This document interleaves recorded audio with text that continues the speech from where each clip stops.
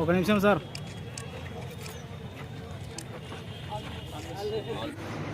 బనగానపల్లె 140 శాసనసభలో స్థానాన్ని భర్తీ చేసేందుకు అభ్యర్థిగా నామినేట్ అయిన బొబ్బల చిన్నూర్ల జనార్దన్ రెడ్డి అనే నేను శాసనం ద్వారా స్థాపించిన భారత రాజ్యాంగం పట్ల వాస్తవమైన నమ్మకాన్ని విశ్వాసాన్ని కలిగి ఉంటానని, భారతదేశపు భౌమత్యాన్ని సమైక్యతను కాపాడుతానని దేవుని పేరిట ప్రమాణం చేస్తున్నాను. సత్య నిష్ఠాపూర్వకంగా ప్రతిజ్ఞ చేస్తున్నాను.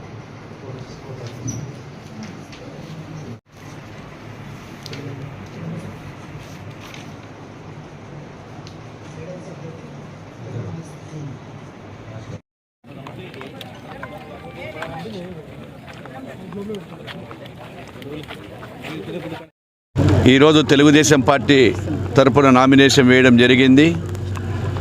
తెలుగుదేశం పార్టీ కార్యకర్తలు, నియోజకవర్గ ప్రజల ఆశీర్వాదం ఉంటుందని చెప్పి కోరుకొని ఈరోజు ఒక సుముహూర్తంన నామినేషన్ వేశాము. ఏదైతే తెలుగుదేశం పార్టీ ఆశయాల మేరకు తెలుగుదేశం పార్టీ ఈరోజు సంక్షేమ పథకాలు కానీ, అదేవిధంగా వైఎస్ఆర్ పార్టీ వ్యతిరేక విధానాలు ప్రజల్లో బలమైన ఉంది. 5 సంవత్సరాలు అధికారం ఇచ్చిన తర్వాత కూడా వైఎస్ఆర్ ప్రభుత్వము అన్ని వర్గాల ప్రజలను మోసం చేయడం జరిగింది. సంక్షేమ పథకాలే కాకుండా రాష్ట్రాన్ని ఈరోజు ఎక్కడైనా కానీ ఒక ప్రభుత్వం వచ్చిన తర్వాత పరిపాలనలో రాష్ట్రాన్ని ఏదో కొంత మేలు చేస్తారు.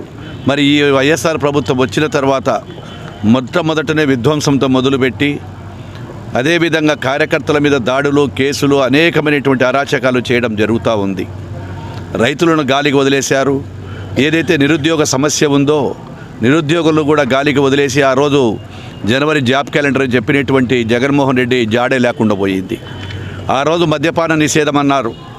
మద్యపానాన్ని కూడా ఆ రోజు నిషేధం చెప్పినటువంటి ఒక వ్యక్తి ఈరోజు మద్యపానానికి సంబంధించినటువంటి బాండ్లను కొదవకు పెట్టి నిషేధించేదాన్ని విడతల వాడికి పోయి విడతల వారిగా లోన్లు తీసుకొని ప్రజల మీద ఈరోజు భారం మోపడం జరిగింది. ఆ రోజు విద్యుత్ బిల్లులు పెంచనన్నాడు. రాష్ట్రంలో ఎక్కడా లేని, ఏ రాష్ట్రంలో లేని విధంగా విద్యుత్ బిల్లులు, ఆర్టీసీ ఛార్జీలు పెంచడం జరిగింది. అదేవిధంగా ప్రతి ఒక్కరిని కూడా నేను మైనార్టీలను ముఖ్యంగా ఆదుకుంటానని చెప్పి ఈరోజు మైనార్టీలను కూడా గాలికి వదిలేయడం జరిగింది. ఈరోజు మైనార్టీలకు గత ప్రభుత్వంలో ఇచ్చినటువంటి విదేశీ విద్య కావచ్చు, సంక్షేమ పథకాలు కావచ్చు, రంజాన్ తోఫా కావచ్చు, వారికి ఉన్నటువంటి గురులే గారికి ఇచ్చేది కావచ్చు, అదేవిధంగా మసీదుల రిపేర్కి ఇవ్వడం కానీ, పేస్మాములకు, ఇమాములకు ఇచ్చేటువంటి ప్రతి దాంట్లో కూడా మైనార్టీలకు మోసం చేసి గత ప్రభుత్వంలో ఎంతోమందికి రుణాలు కూడా ఇవ్వడం జరిగింది. అందరినీ కూడా సమానంగా చూసినటువంటి ప్రభుత్వం తెలుగుదేశం ప్రభుత్వం.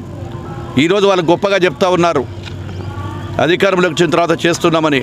ఎక్కడ కూడా ప్రజలు ఈరోజు తిరగబడ్డారు. ఫ్యాను రెక్కలు విరిగిపోయాయి. జనమంతా కూడా వెంట పడుతూ ఉన్నారు. ఎక్కడికి వెళ్ళినా తెలుగుదేశం మళ్ళీ ఒక చంద్రబాబుతోనే రాష్ట్రం బాగుపడాలంటే సాధ్యము. అనుభవం గల నాయకుడు రావాలి. ఒక్క ఛాన్స్తో మోసపోయాము, మళ్ళీ మోసపోమని చెప్తున్నారు. ఖచ్చితంగా తెలుగుదేశం పార్టీ అధికారంలోకి వస్తుంది. ప్రజలు విజయకేతం వెలిగిస్తున్నారు. ఈరోజు బనగానపల్లె పట్టణంలో కూడా ప్రజలందరూ కూడా ఎప్పుడెప్పుడు ఎన్నికలు వస్తూ ఉన్నాయి కాబట్టి ఖచ్చితంగా విజయం సాధిస్తామని, అదేవిధంగా చంద్రబాబు గారిని ముఖ్యమంత్రిని చేస్తారని చెప్పి కోరుకుంటున్నాము. ఇక్కడికి వచ్చినటువంటి అందరికీ, ప్రతి ఒక్కరికి కూడా నా యొక్క ధన్యవాదాలు.